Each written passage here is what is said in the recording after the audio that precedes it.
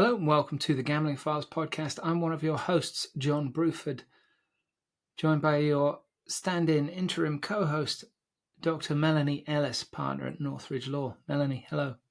Hello, I'm definitely not a doctor. You need to cut that bit. Yeah, because we edit loads. Well, just for the sake of clarity for the listeners, I am not a doctor. I am not authorised to provide medical services. Professor Ellis is not a doctor. Or a professor. Speaking of professors, right? Guess audio listeners, I'll fill you in on this in a second, but check this out. I'm not putting my pants down. Look at that. What does that say? Cured? Cured. Yeah.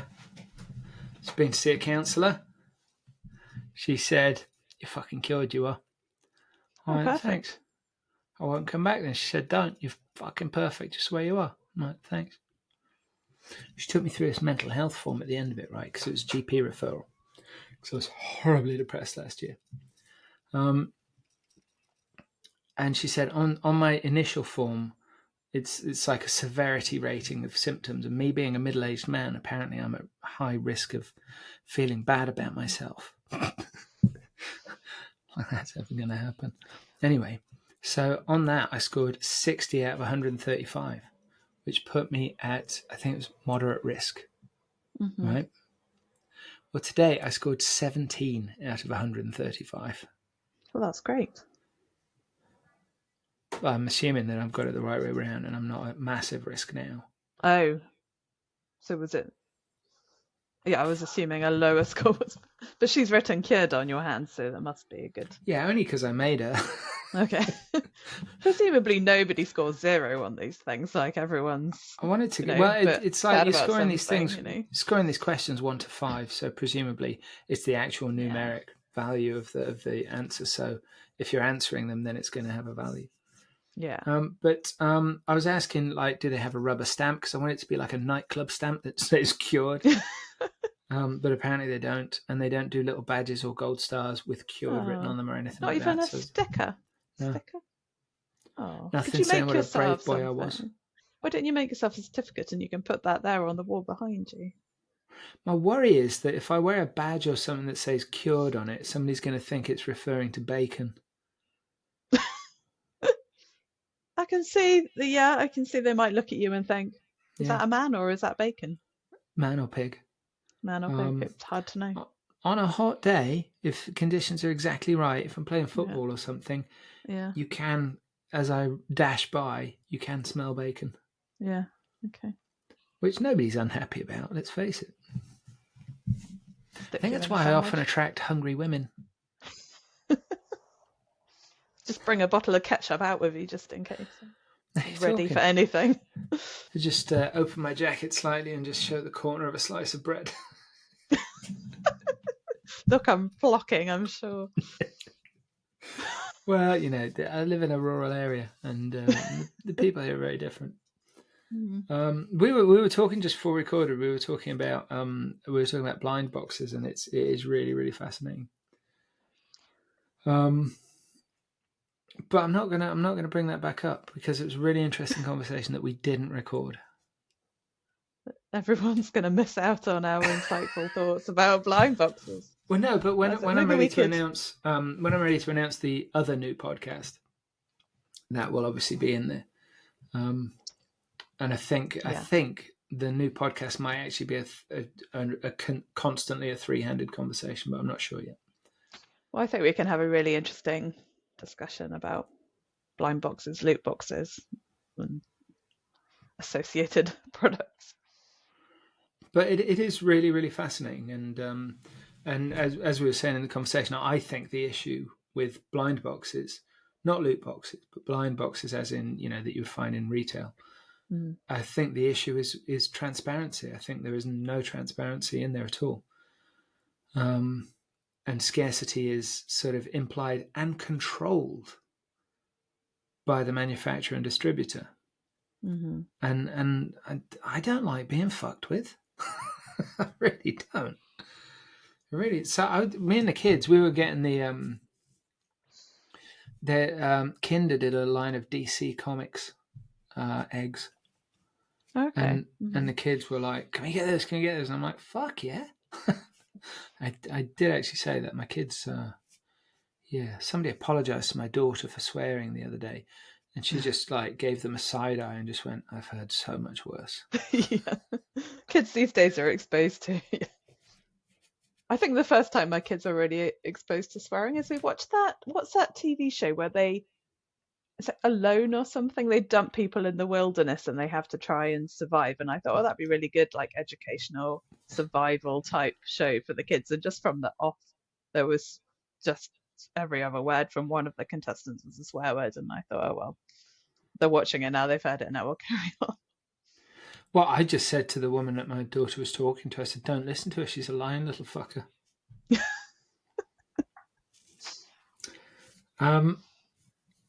But where were we before that? So, Kinder eggs, yeah. yeah, and the kids were like, they kept talking me into it. So you Every kept time we having went to buy into that more and more. supermarket, they'd be like, "Can we get some of those?" I go, "No, we spent like 13 quid on them 2 weeks ago." And they go, "Yeah, but don't you want Green Lantern?" And I'd be like, "Oh, yes, I do." Anyway, we got chatting to the lady on the checkout, and she's like, "Oh, you get more of these?" She's like, "Yeah, I think I can't remember if she said her and her boyfriend collect them or something." She's quite young, like 19, 20. Yeah. She's like, "Oh yeah, me and my boyfriend, we collect these." I said, "Yeah, we just keep coming back because kids keep saying to me, 'Don't you want Green Lantern?'" She's like, Yeah. "We've got a spare Green Lantern." And I'm like, "Well, have you got Reverse Flash?" And she's like, "I didn't even know there was a Reverse Flash." I said, "Well, I'll bring you our Reverse Flash for your Green Lantern." And we swapped. There you go. Don't need to eat any more chocolate now. So fuck you, Kinder. Anyway. Yeah. One thing I do want to say before I go any further is we're trying something a little different this episode. We're just starting at this episode. You're going to see it mutate next episode. Mel, have you seen A Prairie Home Companion? No. So it was the great Robert Altman's last film. Are you familiar with the work of Robert Altman? I've heard of him, but I don't know that I've seen any of his. It was a great filmmaker. I mean, he made the movie of MASH. He did I think he did McCabe and Mrs. Miller. He did. I mean, he did a lot of really classic films, and he was a clever dude. He did some other stuff that was boring as shit and really self-indulgent. But he did A Prairie Home Companion, which was based on Garrison Keller's. It was like a cabaret show on the radio, and it was syndicated. Went out to loads of different places. And Keller in the show, he used to do ad reads in the style of the way things were done decades and decades ago. So, and we'll have more from the Tungsten Brothers after this word from our sponsors, kind of thing. And then he'd do these ad reads, and so the movie is essentially filming the show A Prairie Home Companion, but there's more going on in the background. You see some backstage stuff. It's brilliant. It's so good. Okay. One of the best things Virginia Madsen's ever done. And actually Lindsay Lohan's in it, and she is superb. Absolutely superb. It's a like ensemble cast. It's the most gorgeous film. Anyway. Sounds good. I've been wanting to do ad reads like Garrison Keller. Right, okay. And a couple of major sponsors of this podcast have sent me ad read copy. One of them, apropos of nothing. One of them I was talking to about it for a few weeks.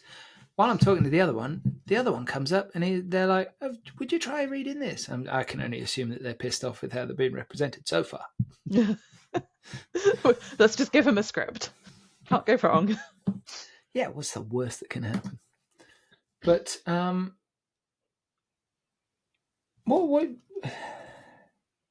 what would you say if I said to you, read an ad for Optimove, say? Me personally? Yeah, what would you say? If I asked you that question, what would you say? I'd say I'd have to give some thought to whether that is compatible with my professional obligations. But that's very fair. But what do you think I would say if you asked me that? I think you'd say, yeah. Well, why don't you try asking me that? Why don't you try asking me that, Mel? Will you read an Optimove ad, John? Well, Mel, as it's you. Optimove, the creator of positionless marketing and the #1 player engagement platform. Heading to SBC Lisbon? Mention the gambling files when you visit Optimove at stand A555 and get your first month free. That's stand A555. American guests, booth A555, SBC Lisbon. See how that works?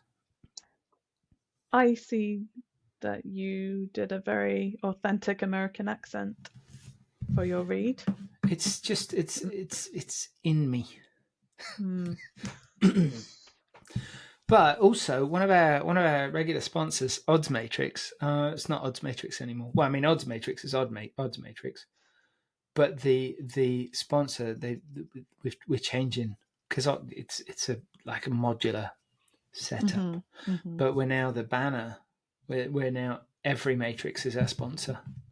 And do you know what they'd say if they were on the main stage at Glastonbury on Saturday night? No. Every Matrix, delivering advanced turnkey platform technology to the global regulated iGaming and lottery industries with outstanding results. Powering the world's biggest brands, solving your biggest challenges, taking your business to the next level.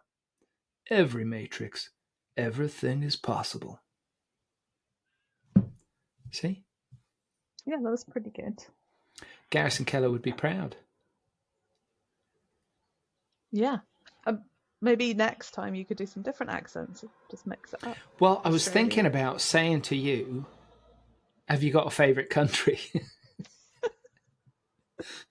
And just like, have you got a favourite country, Mel? Very a few candidates. Favourite country, really like Switzerland. Also a big fan of Scandinavia. Sweden and Norway would be up there. Yeah, Germany probably as well. So that's probably my top. Not Wales. I like Wales. But yeah, if someone was like, oh, all expenses paid trip, where do you want to go? Wales or Switzerland? I'm probably going to go with the latter. Yeah. Well, you gotta mitigate for that strong Swiss economy. Exactly. Yeah, I hear you. Exactly. But that was just a word from a couple of our sponsors. Our final sponsor, last but not least, is the mighty Clarion Gaming, who are Clarion Gaming. Enough said. And they're, of course, building towards ICE Barcelona 2026, and I'm very excited. Have you booked your trip, Mel? You booked? I have not booked my flights, but I will almost certainly be going. Mine's all booked. I booked mine back in July. I just wanted to make sure I didn't Finton's always like, you always do this shit at the last minute. I don't mean to. It's just I've never got the money until the last minute. But I had the money in July, so I'm like, fuck it, I'm going to book ICE. You probably got a better deal. Well, if you're trying to book the hotel last minute, you always end up somewhat overpriced. Well, I got the flight and the hotels. That flight and the hotel for return flight and hotel for. I'm trying to remember. About £650. Flying from Birmingham as well, so it's only like an hour and a half away from me. I'm not unhappy with that, given that if I were going to G2E, that wouldn't even get me my entire hotel stay. Yeah. Oh, G2E, what are you thinking? I mean, what place in the world has more hotel rooms than Las Vegas in that concentrated an area? I don't think there is anywhere. No. You book a fucking hotel for G2E. I tried to book Ellis Island. Ellis Island, man. I know they've had a refurb, but Ellis Island. Hang on a second. No, it's not my island. It's not family? It's not. No, that's not my island. But are you sure? Have you done a family tree? There's a lot of Ellises in the world, so... could be. Well, I mean, distant relative, but not enough to get a discount, I don't think. Were there any Ellises on the Mayflower? Probably, I don't know. This episode, Mel, which you were shamefully absent from, Yes. I am looking for a new stand-in, interim co-host. This episode, I invited Richard Marcus on. Richard's been on before, and he's the founder of the Table Games Protection Symposium. And I'm a big fan of Richard, and he's been on. I think he's been on twice. Mm-hmm. He was on once talking about his shady past life in which he was I can't call him an advantage player because the advantage was entirely his. It wasn't like a little proportion. Okay. But he would travel the world and spot deficiencies in casino operations and exploit them. Mm-hmm. And now he's classic poacher turned gatekeeper, but he's a lovely man. And we were talking on LinkedIn, and we were talking about the Golden Gate taking out its live dealer tables in Las Vegas. It's on Fremont Street, the Golden Gate, and it's one of the oldest casinos in Vegas, I think. Might be the oldest that's still operating. And yeah, we were talking about that because he's against it and he's a big fan of live dealer. Live dealer game, not just because that's how he used to make his living, but in terms of atmosphere in a casino, they're absolutely vital. And I concurred with him, but I brought some other thoughts to the table as to why they're important and why dealers and human presence is really, really important. And we just had a bit of a chat about that. And I mean, like Richard's always interesting. From a safer gambling perspective as well, presumably, to have actual. That's actually the crux of my argument. Dealers are and will always be the front line in player assessment and protection. And it doesn't matter how sophisticated software gets, the dealer's going to see them before they even get to the table. Yeah, I mean, you can say, well, people play online casinos, so obviously it's possible to protect players without a live sort of person present, but I think presumably in the casino, even though you can have the software and you can have a lot of data, it's not quite as sophisticated as an online casino where you can see exactly all the transactions. Well, here's the other thing as well. Obviously you can create cognitive dissonance with software, etc. But you can't actually beat a sympathetic person coming over and saying, "You're all right. I'll come and have a cup of coffee for a minute and a bit of a chat." Yeah. I think just a huge advantage just to have that possibility of someone to see actually that person looks like they're not entirely happy. Yeah. Let's go and check on them, and then that's potentially averted an issue. But you take all of that away, and here's the funny thing, and this is something that I did bring up with Richard, it's that the online casinos have all in the last 10 years moved towards live dealer tables. Yeah. So they're going one way and bricks and mortar's going the other way. Yeah, that's interesting, isn't it? But it doesn't make sense. As animals, we respond to our kind, other humans. Yeah. Well, to me, it feels like the draw of going to a physical casino rather than just playing games online is that you want the interaction and you want that experience, and part of the experience is the dealer as just part of the whole I've thing. stayed at losing tables because I like the dealer. Yeah, you're having a nice rapport with them. Well, it's a relationship. Yeah. And a good dealer cultivates that relationship. They cultivate tips, etc., etc. I get the savings, I get the efficiencies, I get all of that, but it's a short-term view. I really believe it's a short-term view. It would be a real shame as well if that was the way that all, because then if we just lost that sort of experience of going to a physical casino and having rapport with the dealer and the whole thing, it would be a shame if we lost it. There's this, I mean, maybe this is just hideously old-fashioned of me, right? But the way that financial decisions used to be made before computers were used in everything was often based on personal relationships. Like bank manager was a part of your community, and they would speak to other people for an assessment of your character. Is this guy going to let me down? And actually, there is an awful lot to be said for that. An awful lot to be said. And like my plan for that massive Euro Millions jackpot that I didn't win was to open a building society in South Shropshire, and go back to, not strictly speaking that, but a relationship-led model. Because you can do that in small towns. You can do that in places where everybody is connected. But to go back to a model where you welcome people in, and if there's a queue, there's a seat. And if it's busy or if it's raining, we'll put the fucking kettle on. We've got biscuits. Because life's really short, and it's too short to be sitting somewhere and hearing computer says no. Fuck that shit. When they get to the end of their lives, nobody's going to remember that. Nobody's going to remember even that conversation. People don't remember what we did. People remember how we felt. And the more distance we put between each other, the worse things are going to get. The worse people are going to feel, and the worse society is going to become as a result, because we're no longer accountable to each other, because we're severing the links between us. That is very profound. I sound like a fucking hippie, don't I? Well, no, I mean, I think it would be very nice, to go back to those days where you're in a community and everyone knows each other. But unfortunately, I think the realities of modern life and globalization and so on, I'm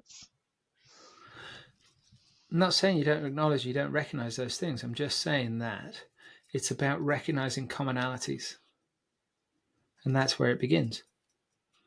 It's like we have factions of media and all of that kind of shit where people are sort of, oh, look at the people at your school gate, there's women with burqas and blah, blah, blah, blah, blah.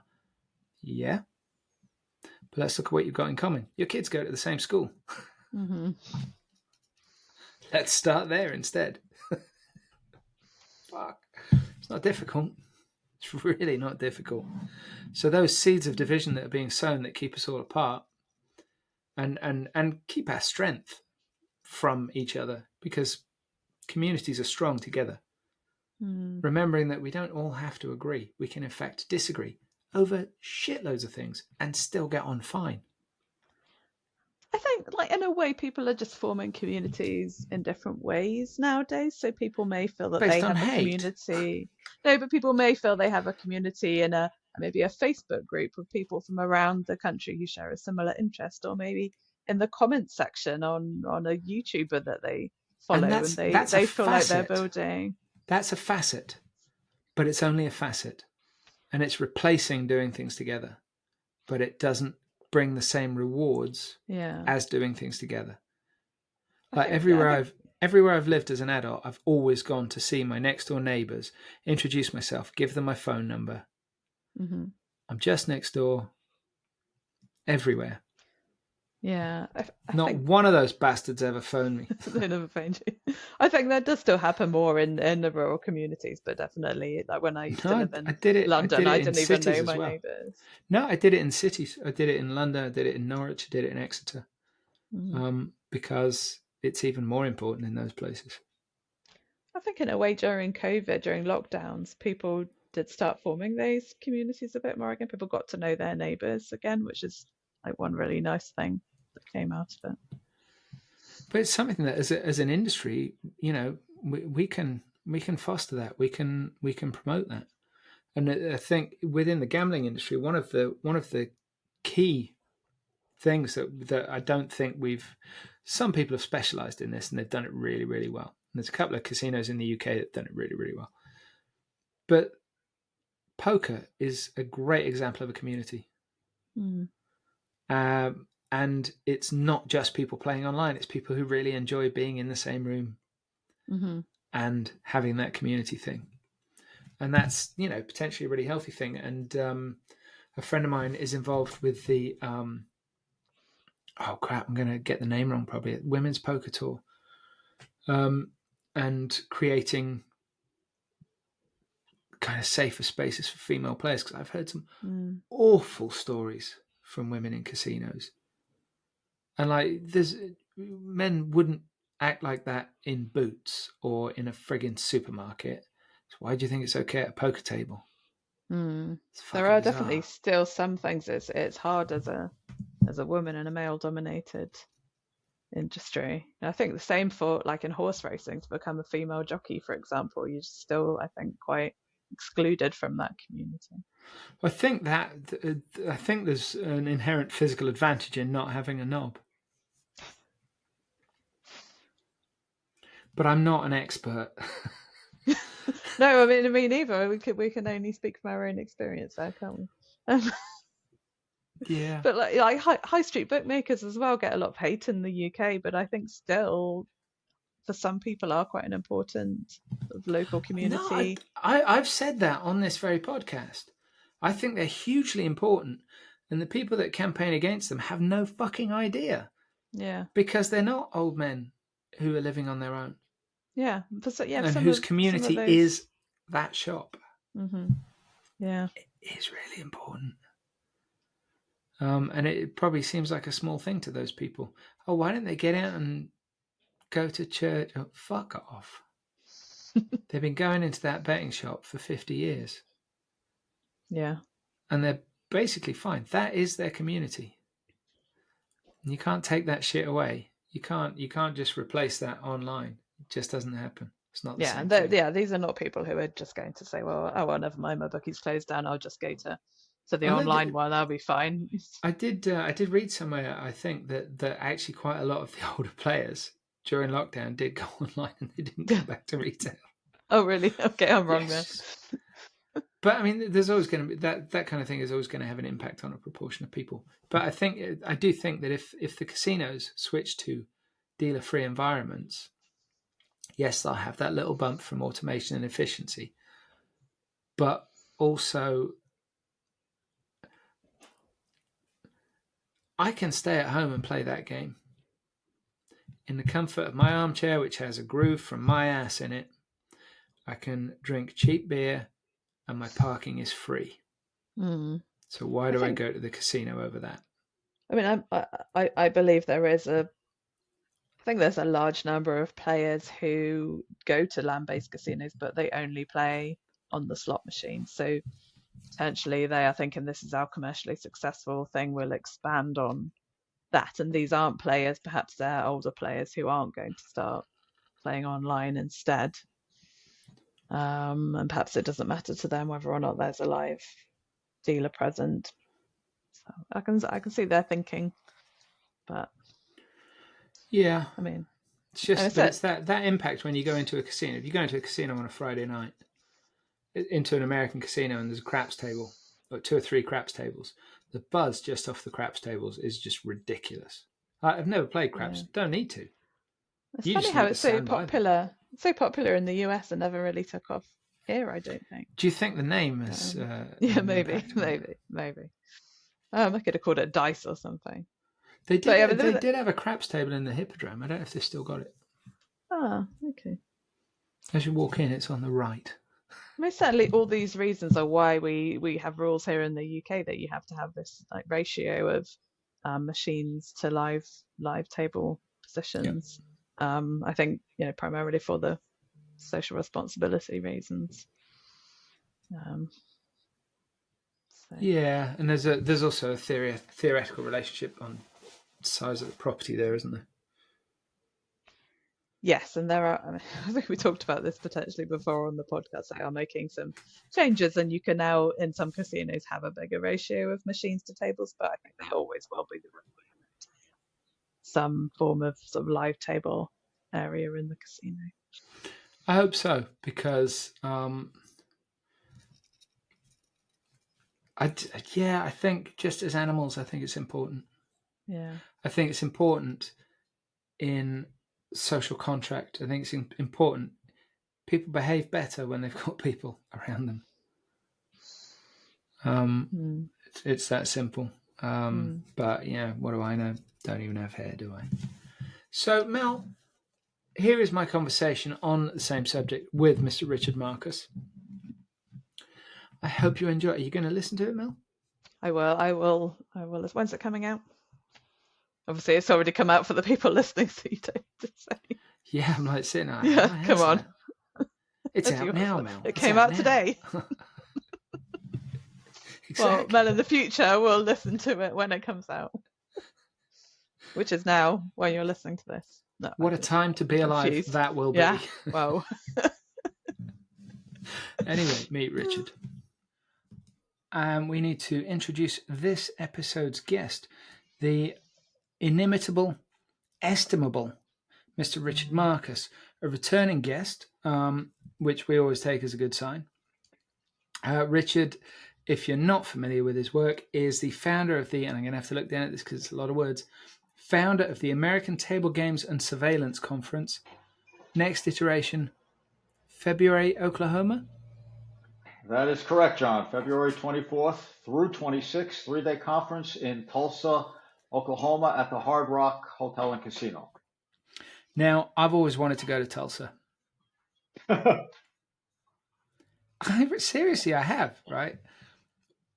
One of my all-time favorite books is set in Tulsa, and I'm sure you know which book I'm talking about. I don't.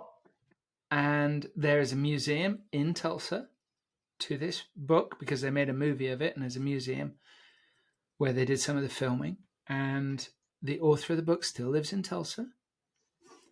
So The Outsiders is set in Tulsa, and I just read The Outsiders to my kids because I love reading to the kids, and they haven't outgrown it. They still ask for books at bedtime. They're like 12, 10, and 8, and they still like being read to. So I thought, let's do gang warfare, stabbings, and kids shot by the police in our next book. You just reminded me of something about Tulsa. Sylvester Stallone did a movie there recently, right? This series. I believe it. I didn't see it, but I heard about it. It was he was a New York mobster who was ended up in Tulsa, and the whole movie was made in Tulsa. So so Tulsa's getting on the map for other reasons besides my conference. Well, they're just riding on your coattails. Tulsa King was the Stallone series. I heard it was very good. I haven't watched it yet. And to be fair, yes. I'm never going to get around to watching it. Not when there's so many trashy horror movies waiting for me.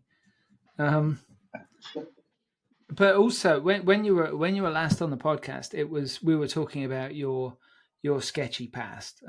Richard was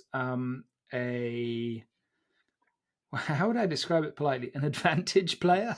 Yeah, a very advantageous player. And now I bent the rules a little.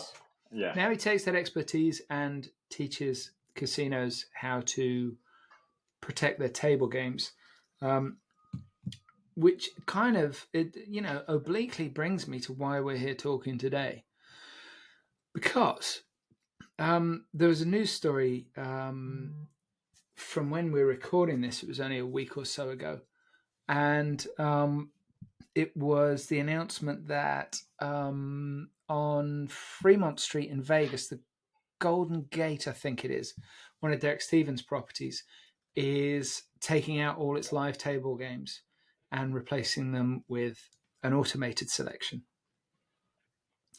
And there's been this weird mix of horror and other people saying, well, come on, it's not really a surprise, is it? But it is really interesting, right? For loads and loads of reasons. Partly because America is actually really late to the automated table games thing. Like in Europe, we've had them for 20 years. And that's like on a grand scale, we've had them 20 years. But then, I think largely this is down to Interblock, and I'm a big fan of Interblock. But when they decided to try and grow their business in America, they opened everybody's eyes, I think, to the potential of the automated game. And the benefits are really, really obvious. but generally, and I'm pretty sure Interblock would back me up in this, they are generally a complement to an existing table game setup rather than a replacement for. And I think that's what's shocking people about the Golden Gate idea.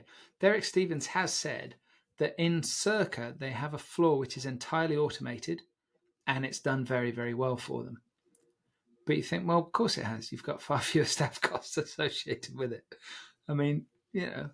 But right, so benefits of automated table games. Many things. Say you've got, I mean, I know Interblock, for example, made an automated blackjack game, it was just a proof of concept. It was staggeringly expensive, but very interesting. But if you've got an automated game, or or an electronic poker table, for example, you can. I have got the window open here. You can hear the countryside outside, can't you? But you can deal you can deal arcane variants of poker on a digital table that you would not necessarily get the opportunity to in a poker room. There wouldn't necessarily be the demand for it, but you can offer those things with a digital table or whatever. They can be up and running 24/7. One maintenance technician can basically keep a whole floor running, and the benefits are obvious. But Richard, the reason I asked you on this episode is because I think, from a slightly different perspective, but I think we have the same gut feeling about this, which is it's not a great idea. What was your gut reaction to this? Well, for me, it's just terrible. And most people in my generation and even a generation or two underneath that would probably agree. What makes it so bad is, the fear is that, 10, 20 years from now, because they're talking like, I think in one of these articles, they mentioned 2035 as the extinction date for standard table games. And so, just like I'm picturing like walking into like in Vegas, you see all these big mega resorts and elsewhere where now they're calling them integrated resorts. They're beautiful on the outside, they're really nice places. And you walk in and, you're walking inside to a brick shithouse, a slot warehouse factory, and just a cash without extraction suite. Yeah, yeah. It's just the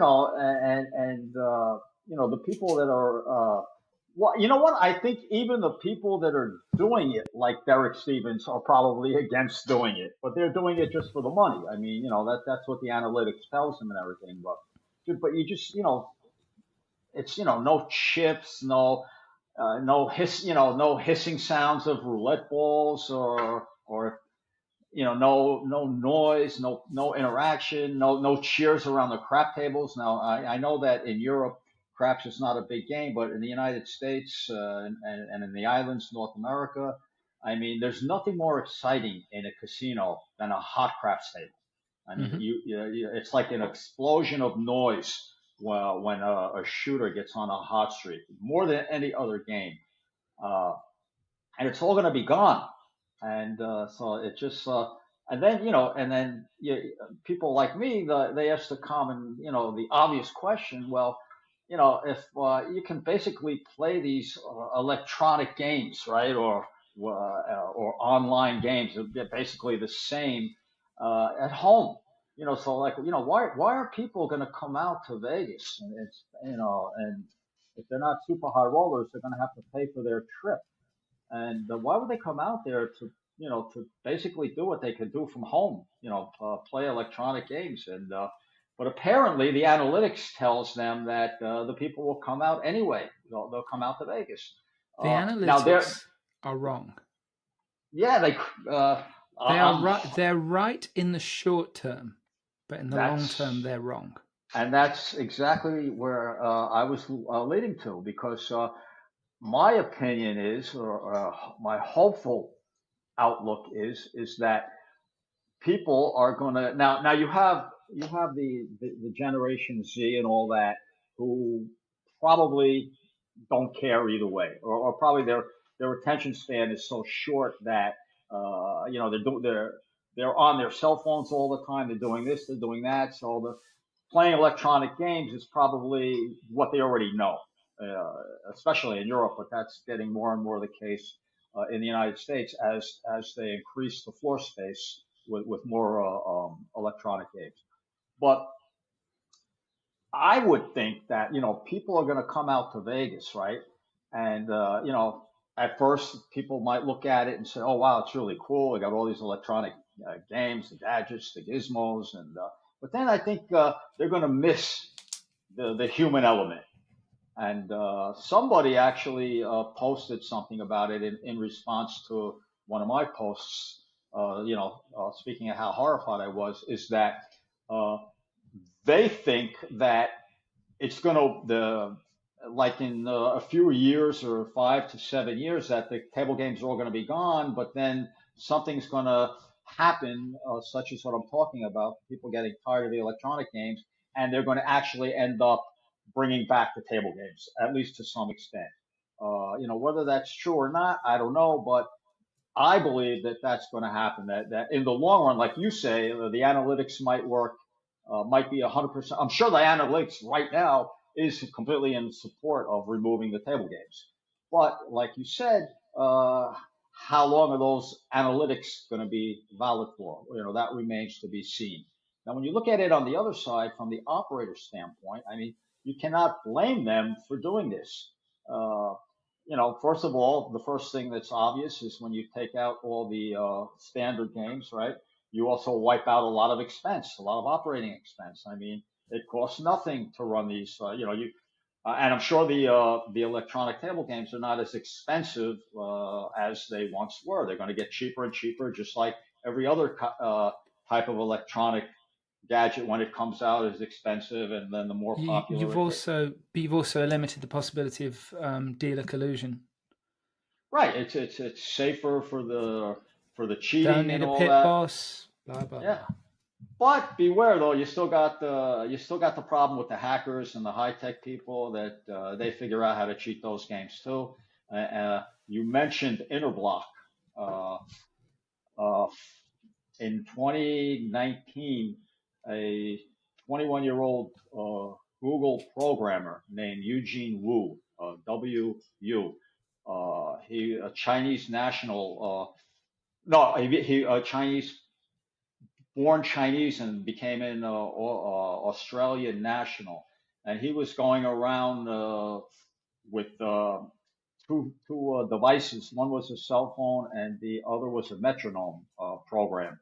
And he was using a prediction app with the metronome, and he was beating all the interblock games, all the interblock roulette games out of hundreds of thousands of dollars. And I had written about the guy, and had he had a little street smarts, a little, he was just a genius, but 21-year-old kid.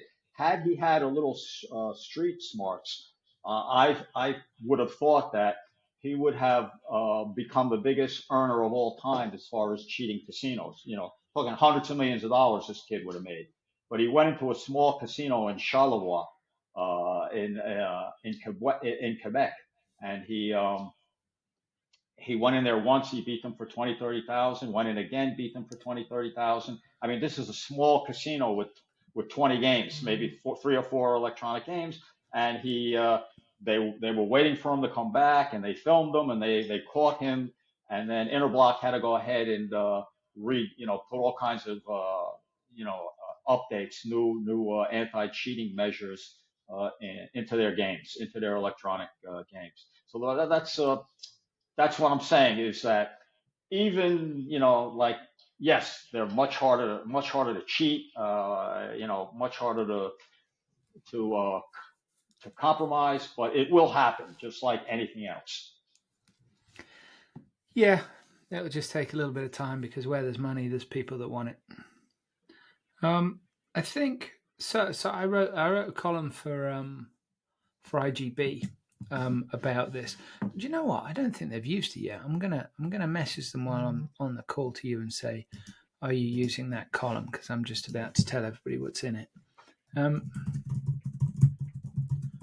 my recent mutterings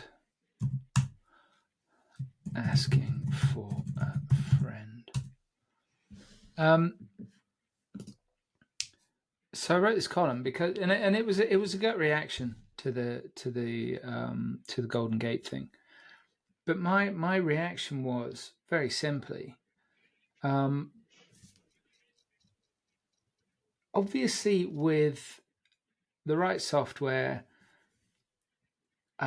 problematic betting patterns can be analyzed in real time. Piece of piss. I mean, it's an absolute no-brainer. So in that respect, player protection, absolutely fucking pucker. However, a dealer knows if somebody's got a problem before they've even sat down at the table. A dealer knows if that person is shit-faced, drunk or high or whatever. A dealer knows whether that person should even be at the table. And that is different.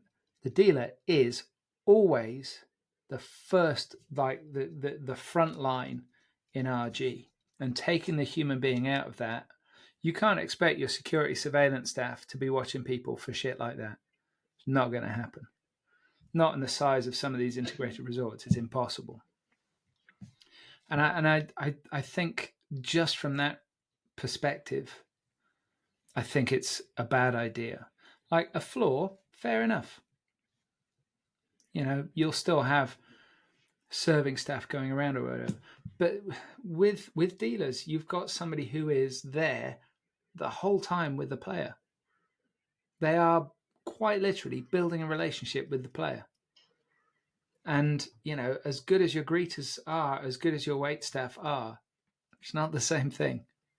It's not the same thing at all. That's an excellent point. The dealers simply can recognize things that AI cannot, and all that. And I when I talk about game protection and catching on to cheaters like that, I always say when I do training, I train casinos and game protection all across the world. I always say uh, the AI, if the data is not interpreted right by the humans, and if the humans don't know how to react to it, right, it becomes useless. So if you have dealers at games and floor people at games who are aware and they have a little common sense and a little instinct, they're going to catch on to things that the AI won't, and that the electronic games won't, obviously. So that is a very good point. And another thing I want to say, what makes this so scary, like a lot of people are reacting when I posted about this. A lot of people are, saying, well, all right, well, what's the big deal? So Derek Stevens, how many table games does the Golden Gate have? Uh, like minimizing it. And it's true, the Golden Gate, I don't know how many table games they have. Maybe they have 15 table games or something like that, maybe 20, I don't know. But so what's the big deal? All right, so they're taking the table games out, and then people were saying, well, they can just go across the street to the Circa, where that's Derek Stevens' main casino, and they can play table games there on the first floor. Uh, well, we don't know how long those games are going to last at the Circa either, but people are saying, so what's the big deal? And the big deal is this: it's like Derek Stevens is one of the most influential operators in Las Vegas, and this is how like it's like a movement. He's like, when somebody of his stature does something, it becomes a movement. It becomes like the the reference I made, the winds of war. Uh, I believe you might know more about this, being a writer. I think Herman Wouk wrote that book. I'm not sure. He did. He did, Yes. yeah.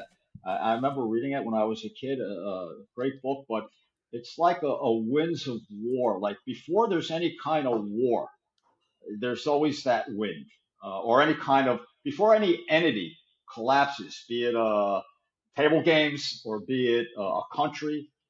That there's always those winds of war that it's coming, right? And so this is the way I'm looking at it.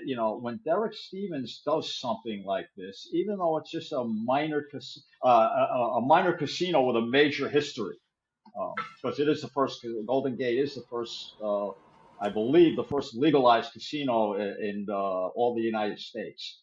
But anyway, so the fact that he's doing it is going to really expedite it happening all across the United States, and that's why like people people who are in table games, right?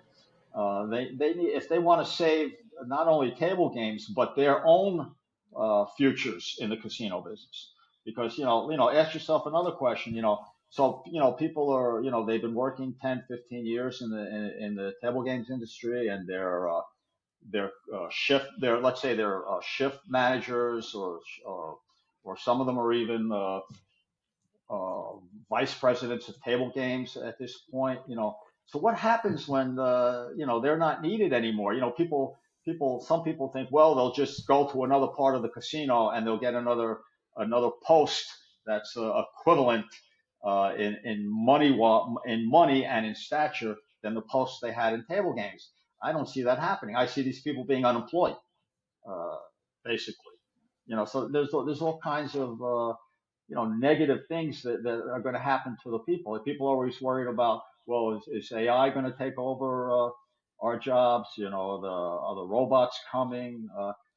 So it's kind of like the same thing. Once these electronic table games invade and take over the casinos, sure, it's a great bottom line for in the short term. It's a great bottom line for the operators, but it's really bad for the people in the industry. And somehow you have to think that situation has to correct. I mean, I can't see. I just can't see casinos in these big, beautiful properties just operating with very few human beings on the floor. Imagine that. That's another thing. Just empty floors. Well, I think what's interesting is, all right, so you put automated table games in. The majority of those installations are probably going to be on a revenue share basis. So unlike the table game, unless it's got a proprietary element to it, unlike the table game, traditional table game, the casino is taking less revenue off an automated machine, right? Not saying they're Yes. all like that. You generally do have the option as to whether you want to buy it outright or run the revenue share. I think most in the US, I think most of the automated table games in the US are on a revenue share basis. I might be wrong on that. No, I have that could be the case, but I have no idea what the breakdowns are, or anything like that. But again, that's something that I'm sure they've looked at that, and the analytics are telling them, that the bottom line is. It's like you get somebody into a business and they're a consultant, and they say, look, you need to lose 50% of your workforce. Well, good luck picking the right 50%. But the point is that if that happens, then your share price will immediately go up, because you get this short-term bounce in reduced costs, and this will have a similar short-term bounce. However, presumably, if they can't say, I mean, Christ, think how many dealers work at Win. It's a lot of people. So some of those positions, possibly quite a large number of those positions, are going to be redundancies, which come with certain financial protections in most civilized countries. Obviously, I don't count the US as being a civilized country, but you get my point with that. So there are significant costs attached to this. There really are. And the union's going to be absolutely kicking balls with this as well. The union's not going to be taking this shit lying down. And the union's had some success recently in Vegas. But of course, they can probably hit a similar amount of profit off the table games with a lower volume, because the operating costs are less. But you posted a link to an article, and I read it. Oh, hang on. Let me take a step back here. So David Dancis wrote the article I read. It was in the Review Journal. And I like David's work. And he's been on the podcast as well. And in David's article, he said, I've got a note of it up here. Hold on. Two of the US's highest grossing casinos outside Nevada or Mississippi operate entirely without live dealer games. Now, that actually blew my mind a little bit. There is clearly demand there. It doesn't say which two or what gambling is legal in those states, because that's also really, really important, and we will come to that in a minute. Well, it's very important because one of them, I believe, would be the one in New York. I believe it's called the Empire Casino, where it's a very large casino and it's all electronic. And being it's in New York, that must be one of them. But yeah, that is a scary thought because you're in the big. It's like an experiment that's going on in a major, in the most major. If I'm right about New York, in the most major city in the United States, or either that I guess or Los Angeles. I don't know what's going on in California with all this. It's got to be somewhere either close to New York or close to Philadelphia. Yeah, and there's another live casino. There's a lot. They call it the Live Casino in Philadelphia. Offhand, I don't know if they have any regular standard table games, but you're right. It's definitely spot on New York or Philadelphia, no doubt. And but that scares me even more because that's telling us that hey, it's already there. Well, that's the thing. Are we, you and I, are we being the dinosaurs here? Because it's obviously working, and for it to work, there has to be a demand. Well, but my point is, like I said earlier, like I think that there is definitely space for these games. Like, and I'm going to go back to Interblock again. Have you ever seen the arena setup for Interblock? Yes. It's fucking genius. I mean, it is proper fucking genius. And what they've done there is they've essentially got that craps energy with single player terminals. I mean, it's really, really clever. Yes, and it's one of those things with well-trained staff brings this extraordinary atmosphere. So there is definitely a place for this. Definitely. But it's a place for both. Well, I don't know about that. Interblock is, they're a great company. They're really at the forefront of all of this. Like I mentioned, the little problem they had back with the cheating incident, and they came right back and solved it quickly. And when you've got companies like that, and it's 100% obviously to their advantage that this happened, that this complete takeover of electronic games happens, and I don't see like people talk about. A lot of people responding to my post have been saying, well, probably by 2035 and beyond, you'll have a mix that might favor a mix of the games in the casinos that might favor the electronic table games by 60-40 or 70-30. But I don't believe that. I do think that if if the electronic games keep getting a bigger piece of the casino floor, I think it will become 100% at some time. That you just need to follow the laws that have been established since the Industrial Revolution and the upgrade of technology. It goes total. I mean, we're not going back to Thomas Edison's light bulbs. You know what I'm saying? Once this happens, it only goes forward. So I'm very hopeful that I think that the best chance that table games has is that it's a combination of two things. One being, like we discussed earlier, that people just end up rejecting it out of boredom, out of not wanting to go. This is a very key issue. Not wanting to go to a place like Las Vegas just to sit inside with a bunch of machines. Now, when you compare that to what's happening in New York or Philadelphia, the people are not really going anywhere. It's just that they live there. So that's not a factor, right? But what's going to happen to the resorts?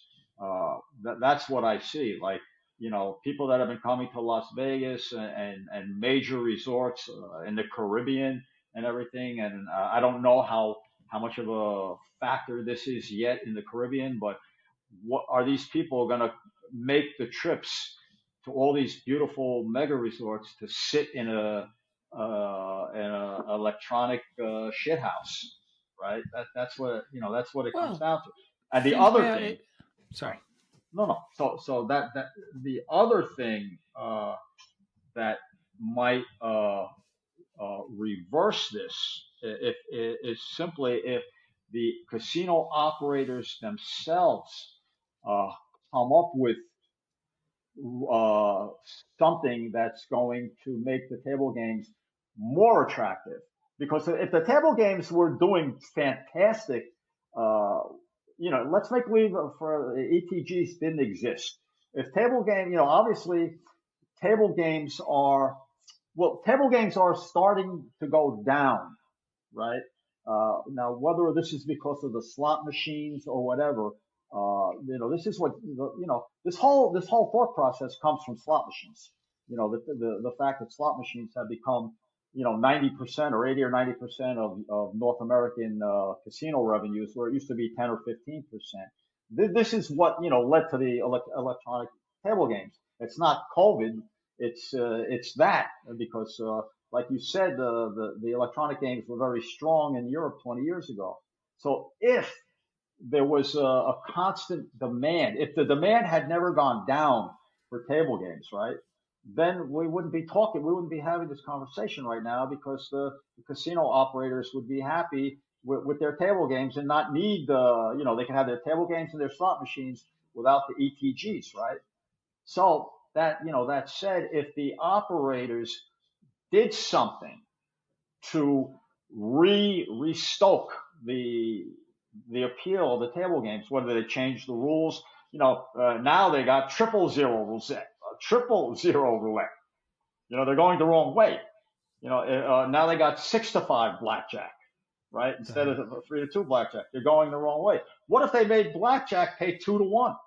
Right? As long as that might cut down that would cut down on the overall house percentage of the game. But as long as it doesn't make counting cards, I'm sorry, not counting cards, as long as it doesn't make basic strategy profitable, right?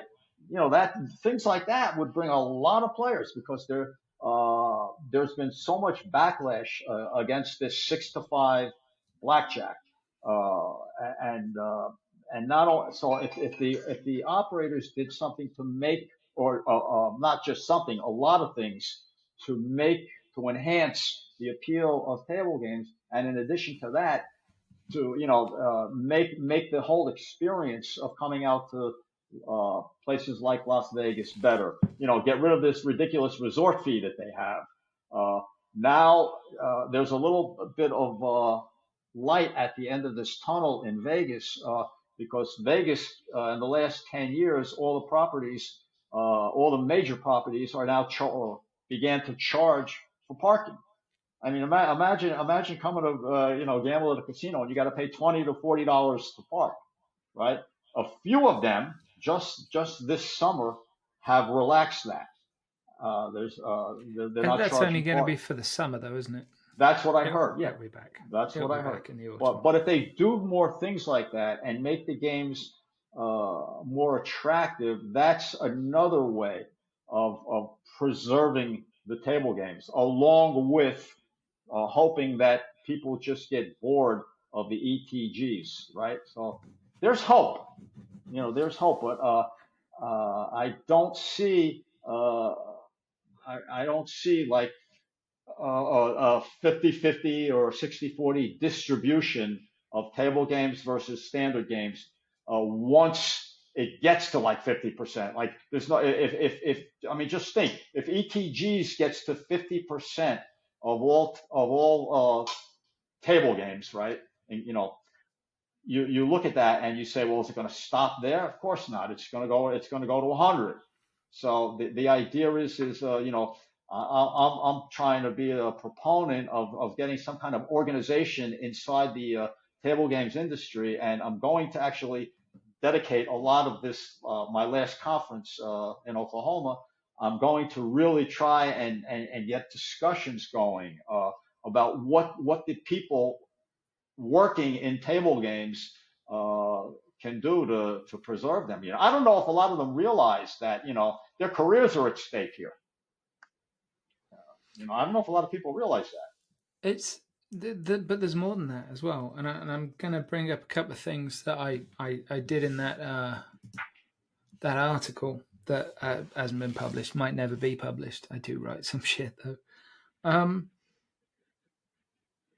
Actually, one thing that you've touched on already, fundamentally, I mean, yeah, people can go to Las Vegas and they can have fun and they can go to concerts and sporting events and all of that, and it's a great city to go and do stuff, right? But a couple of things that spring to mind, right?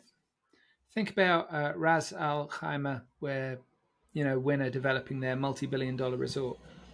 Do you think that's going to open with a shitload of automated table games in it? Absolutely. I don't think it is. I think it will have some, but they're going to be expecting a higher than normal volume of VIP play. Wait a minute. Are you talking about the one in Dubai or in okay, Yep. That's different. Yeah, that's different. I'm sorry. I take that back. You're But right. if is a VIP player going to say, "Oh, that's brilliant. Thank you for plonking me in this room with no other people in it"? No, they're not. No, yeah, That's not a luxury experience. I have been in casinos in the heyday of the casinos in the south of France, in the when they had the casino in the old Carlton Hotel. It's the Intercontinental now in Cannes. I actually wrote about in my book American Roulette uh, when I first walked in there and I saw the Arab sheiks or sheikhs, whichever word you choose, in their regalia, how impressive that was, and how these people are the atmosphere, and in places like that, uh, and like like you say in the Middle East. Yes, I agree that the table games will not be threatened because an Arab sheik like that and these people, they're not. I don't see them going for the electronic games. But on the other hand, you have the same. You mentioned Wynn and MGM Resorts also. They have major projects going on now in Japan. Japan's the next big place. Now there, I see an easy 100% installation of table games right off the bat. I'm not saying it will be that way, but if you take a look at Japanese society and the kids and in Korea, also in South Korea, there's more talk about more casinos. That's a whole different market where I see the table games right away because when you have except for the Middle East, that's an exception. But when you have a population that's never been exposed to legalized gambling, like Japan, right? So nobody really, except for the Japanese high rollers who come to Vegas or have been coming to Vegas, the vast majority of population has no exposure uh, to casinos. So you can start the casinos off with electronic table games, and they're not missing anything, right? Because they never played standard table games. So in Japan versus what's going to happen in the Middle East, I agree with you 100% that I don't even know if they tried 100% table games in the Middle East, it would probably fail right off the bat. But in Japan, it would certainly work. That's my opinion. I can see how they would be two very different markets. But then you think of the volume that the card tables do in Macau. I mean, staggering volumes. But here's the thing: like you go into any Macanese uh, um, table games area, and you've got hundreds of friggin' tables. Every seat's full, but every seat has back betting action as well. Well, you ain't going to be doing that, are you? Yeah, but Macau again, Macau. The problem that that we're talking about, it's mostly a North American thing. Yeah. The No, threat. but I but Yeah, but Vegas influences every other regulated jurisdiction. Even now, to, Vegas still does. yeah, but Macau. Macau is Macau. It's it's all Yeah, baccarat. but you Yeah. say that, but when those casinos opened in Macau, they still had 3,000 slot machines in, despite the fact that nobody played slots. Vegas still has an influence. But will they? I have not been to Macau, so I don't know what. I assume they have some electronic games there, probably a lot of them, but not. Oh no, no, Uh, they what? do, but But not I not don't on see it. those Yeah, floors, not on the floors yeah, I described it. right. I don't see any threat to the baccarat, the standard baccarat games in But Macau. in No. any jurisdiction where back betting is allowed, this wouldn't work. And think about the volume. And obviously, it's Macau, and it there's a lot about it that's unique. I'm not talking about North America, obviously, but if you've got say 7 seats at a table, I can't remember how many seats are there at a baccarat table. Depends. 6, 7, 8 depends. Even Well, 5 I've heard of. say you got Yeah, 7 seats. So you yeah. got seven players, 7 betters. Well, there's going to be back betters on every single station, possibly 2 or 3 back betters, which quadruples what's going down on a Absolutely, hand. absolutely. So absolutely, you don't see that in But Vegas, obviously. Yeah. yeah, I mean, I'm just spitballing here, as they say in America. Um, so what I was saying, like, or where I was heading eventually, because I do like to go around the houses, and this is the thing that you touched on earlier, like, why would I spend all that money going to, well, any casino, paying for my parking, paying a ridiculous price for food and beverage, particularly in Las Vegas? I mean, it's insane.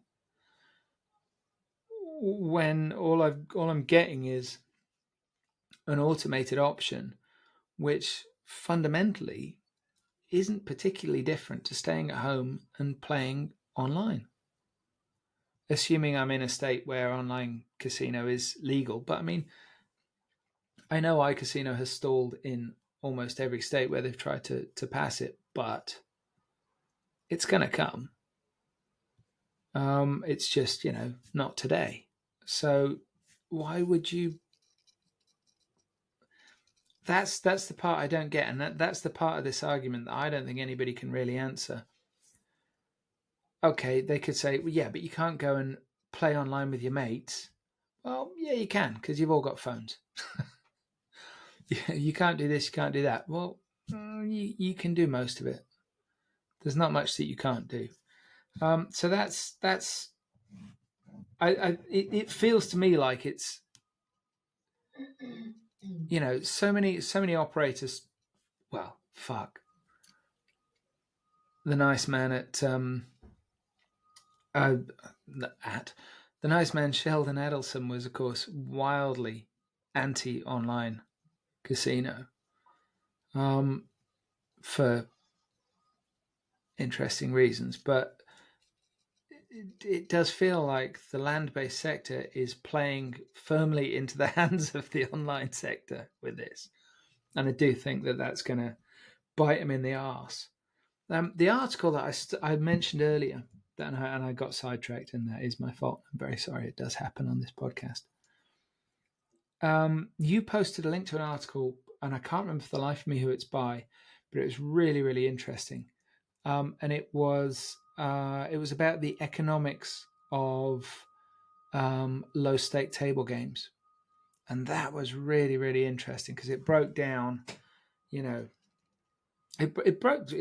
basically put the numbers out there that most low stakes tables are operating at a loss. That's a good point because that favors ETGs, obviously, right? Totally. Yeah. So Because that's you can run yeah, a low stakes ETG and you are mm, still going to mm, make money, because once you right. take pit boss and dealer out of that equation, not going to make a You massive profit, but you they could make you some.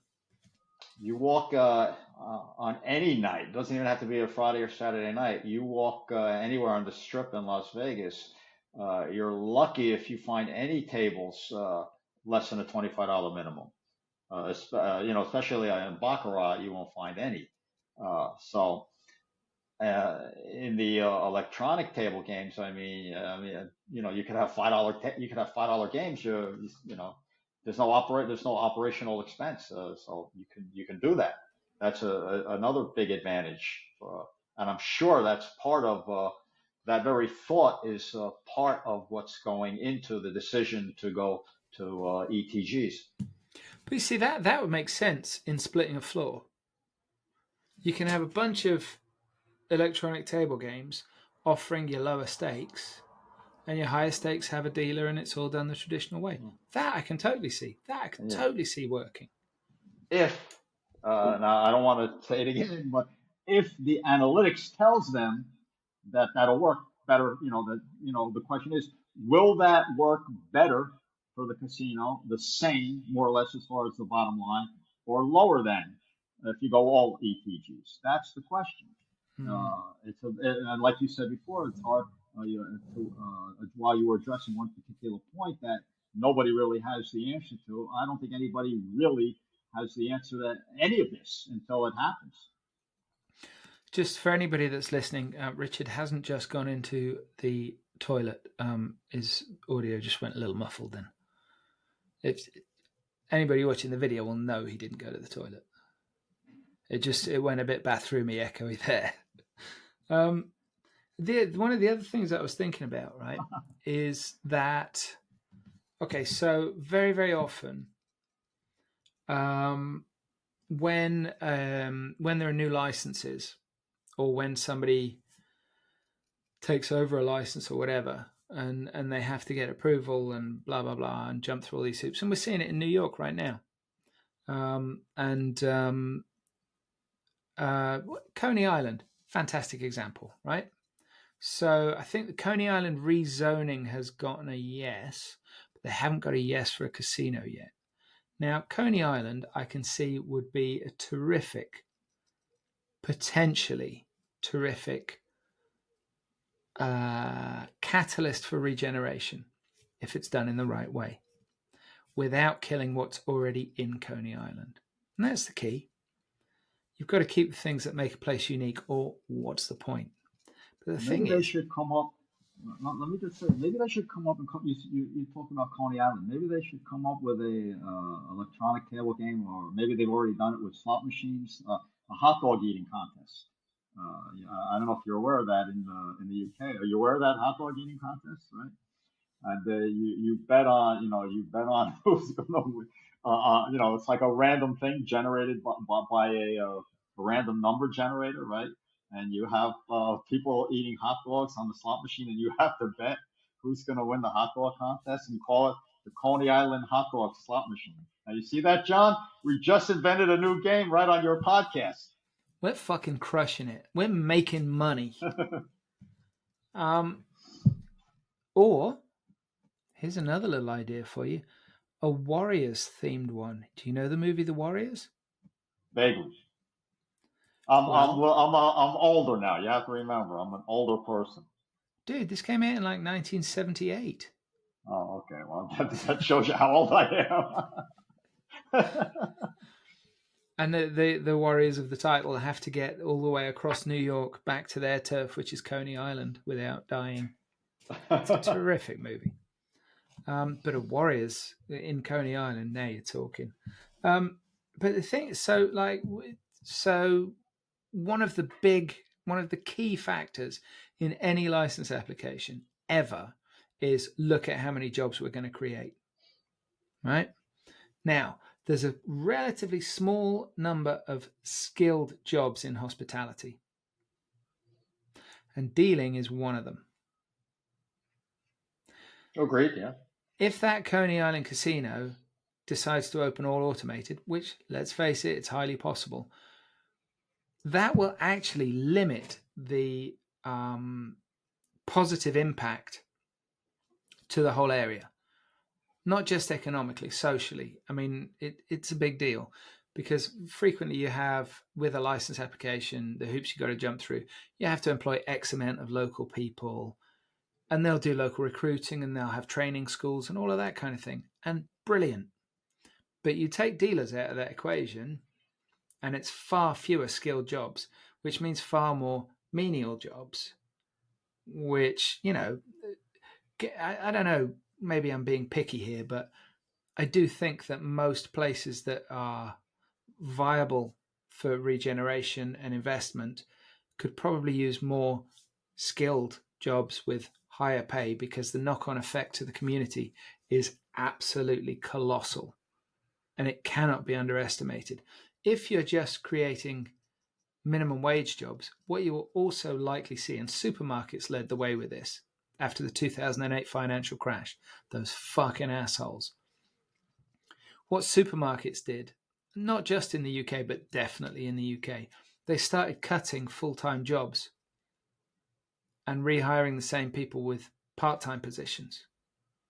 So what you have in UK supermarkets is a massive cost-cutting thing, because they don't have to give holiday pay or sick pay. When you have jobs that are just minimum wage, not living wage, minimum wage, and that's what they will be, because we all know how hospitality works in America. Fucking $2 an hour for waiting staff. That's obscene. Anyway, sorry, getting sidetracked. You'll probably see an awful lot of part-time jobs, which again, those aren't good things for the community. Those don't help the people around them. They don't aid with regeneration. They're just taking the piss. Yes, I get it. Everybody wants to make profits. But if you want a locals market, if you want good feeling, if you want people to see you as something other than a cash extraction machine, you need to give something to the community. And it's not a lot to ask. But anyway, sorry, sidetracked a little bit there. But if you take skilled workers out of that, it really limits the positive impact economically and socially of any project, because and that drives me fucking mental. Well, you know what could happen, now that you bring that up in a situation, we'll use Coney Island for an example. Okay, so the casino comes in there, a big, huge casino comes in there. Now, I don't know that much about it, but I'm assuming this is not like a mega resort. It's just a casino, a big casino, right? Because Coney Island it's not really a tourist area. It's more of a locals beach. So the big casino comes in there, and they open up with as many standard table games as they need to have to satisfy, if it's a big factor as far as the actual table games goes, to satisfy, if they need the table games, the standard table games, to satisfy how many jobs they're going to create in order to get the license and all that. So they go ahead and they open up with the strategy that they know they're gonna phase out the table games anyway, and then they start doing with everything else we just talked about as far as the changeover, and then what you said, like in the UK food stores, getting rid of people, or making them or giving them part-time jobs or whatever. But it could go that way too. They get in, right, and if the whole trend in say Las Vegas and everything else is going more and more to ETGs, then those new casinos, like the one we're talking about in Coney Island, will just follow suit. As long as it doesn't, as long as the players don't reject it. So it gets complicated. All I that think stuff. I think you're being very cynical there, Richard. Well, listen, we're human beings, right? That brings me perfectly onto my next point. Right. Here's the thing, and there's a I don't know what you call it. Maybe an anachronism, maybe a paradox, maybe just some strange shit. Maybe none of those things, right? Humans are social animals. Always have been. Even people that like to be on their own often like to be on their own among other people. Like me, I'm one of those assholes. I'll always take a book to a pub. I want to be among people, but not with them.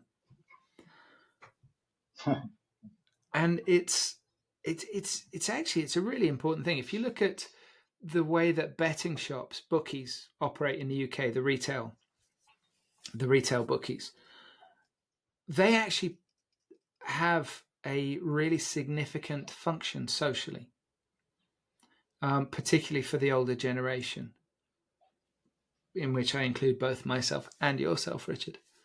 Thank you. But you'll often see older men in there, older single men, or widowed men, or whatever, and that is their social scene. They get to see the sports, they see their friends, they have a chat, and they spend the day in there. They spend the whole day in there. And actually, that's quite a big deal. It's a small number of people. It's a relatively small number of people. But loneliness is a big deal to us as animals. It fucking kills. And there's no two ways about that, right?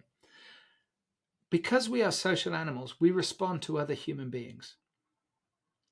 We will stay at a table because we like the dealer, right? But here's this is something that is a little peculiar, and I haven't really seen anybody address this yet. Why is it, right, that land-based casinos are looking at taking dealers out? Meanwhile, in the online gaming space, live dealer has been one of the big growth stories of the last 10 years. So more and more online gaming has a live dealer, has interaction. You see this on TV as well. I don't know if they have this in the States, but you have like casino on the TV, like in the sort of dead programming hours in the night, you might have like 4 hours of casino, and people can text in and gamble, etc. And it's about interaction. It's about connection. It's really simple. Those things are all growing. But in the land-based sector, we're saying, people, that's so last century. There's something not quite right there. It's growing on one side and cutting down on the other side. And Well, they're looking for the right combination you're talking about. Okay, they realize that loneliness factor, that lack of humanization and all that, so they go with the speed and everything of the game, and they bring in the human factor to make it complete, so to speak. And another thing to look at, uh, the difference in you mentioned the uh, the older lonely man going into a casino and spending a whole day there, right? Now, if he sits down at besides the human interaction, right? If he sits down at an electronic table game versus he sits down at a table full of people in a real standard table game, right? Where is he going to lose his money quicker? That's another factor, right? you're just selling the ETGs now. No. We'll get his money faster. Yeah, but then again, you have that could work against the casino too, because people start to realize, they used to come out and they used to sit down at a blackjack table and not specifically thinking about the human interaction. They're thinking about, well, especially that older person or something, of people that need to be something to do, have something to do that doesn't get them broke too fast. And they realize, hey, I used to come here and spend 6 hours on a day. Every day I came, I spent 6 hours gambling at the tables, and I took my $100 or my $200, and on the average it lasted 6 hours. Now I'm going into a casino, I'm playing the ETGs, and an hour and a half later I'm broke. Right? Okay, so yeah, if there's an endless supply of people sitting at the ETGs, then the casino maybe doesn't care, because like you just said, they're just sucking out the money one after the other. But the question, it's all trade-offs. It's all like, all right, so you have a parade of 100 people lined up at the door, and they each come in, and all 100 of them, one by one, go to the ETG, and how long do they last? As long as that ETG machine is busy for 24 hours, then it's great for the casinos. But that same 100 people that lined up to play at a standard table game are going to last a lot longer and lose their money a lot slower, and which the casinos are going to be, are not going to prefer unless all of a sudden there's no longer any line there, right? So there's so many things, John, to consider. But and I'm not, I have no idea. Probably nobody has any idea what it's really going to look like. I just want to try to prevent it from happening, or just talk about ways to preserve table games so it never gets to a point where the ETGs have 50% of the casino space in North America, because if they get to 50%, it's going to go way past that. That's my outlook on it. Maybe we're dinosaurs.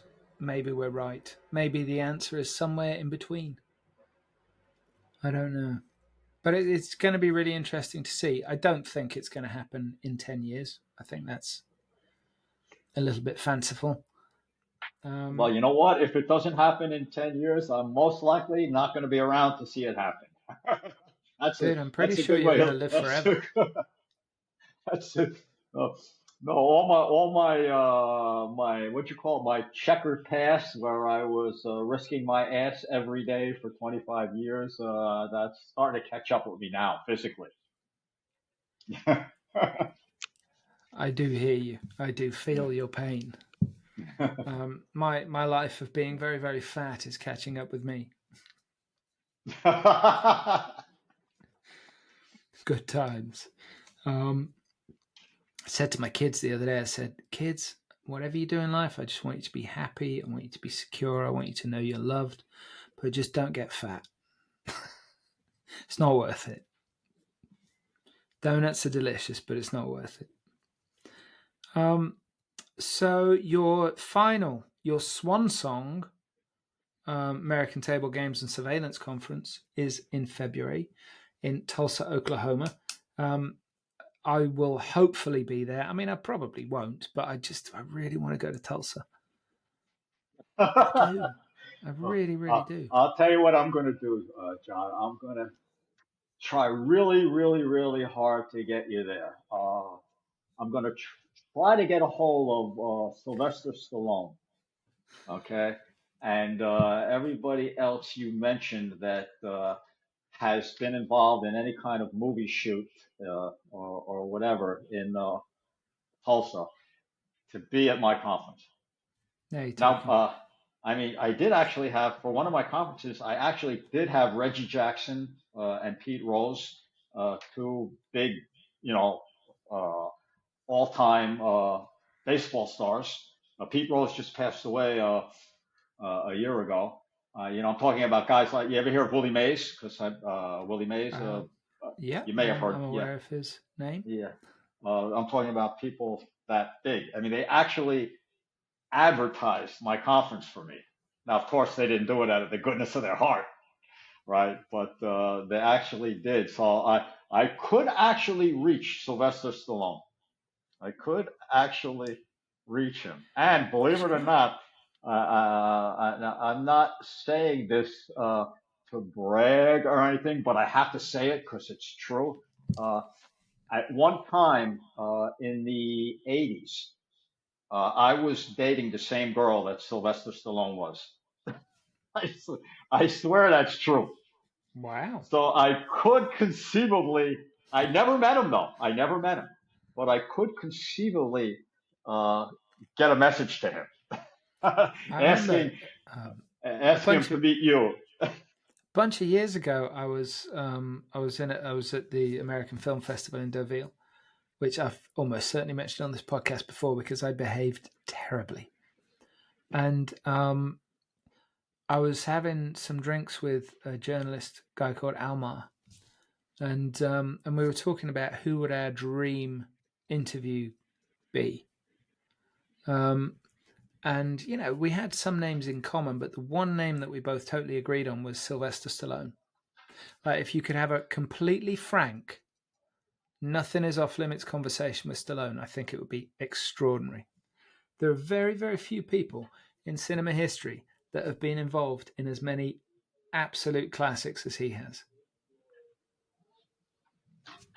And by the way, if anyone's wondering who went out with the girlfriend, was it him or was it me? I'm just going to say the choice is obvious. We'll leave it at that. I wasn't going to ask. I thought it would have been rude to ask. I was just in my head. I was already referring to her as the now ex Mrs. Stallone.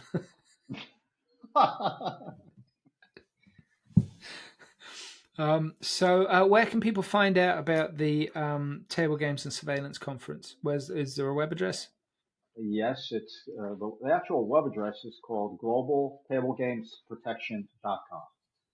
Globaltablegamesprotection.com. Now I know that's a tongue twister, and then when people email me and they have to put Richard at globaltablegamesprotection.com, it gets really it becomes very I don't know what's the right confusing, I guess. Or you could just Google American Table Games Conference or Global Table Games Conference, because it used to be called Global Table Games Conference, and the internet has not yet completely caught up with the name change. So that you could find it, or you could just Google my name, Richard Marcus, and you could find it. And also, I'm on LinkedIn, so anybody can reach me there. And John, I know I'm probably grasping for straws, but I really hope you're there. Never say never. Never say never. Richard, thank you for joining us. It's always a pleasure. Thank you. It's a pleasure, and as I said years ago, when I first was, well, I should say years ago, maybe 3 or 4 years ago, you are one of the best. It's a little early to be drinking, Richard. That British sarcasm, and I just love that.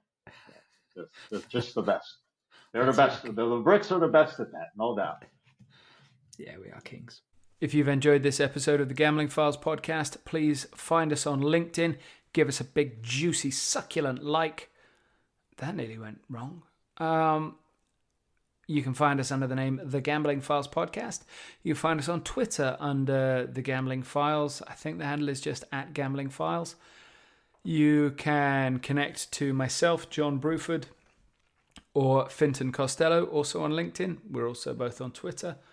And you can find all of our previous episodes at www.thegamblingfiles.com. If you enjoyed it, please share, tell your friends, tell your family, tell your colleagues, and we'll see you next time.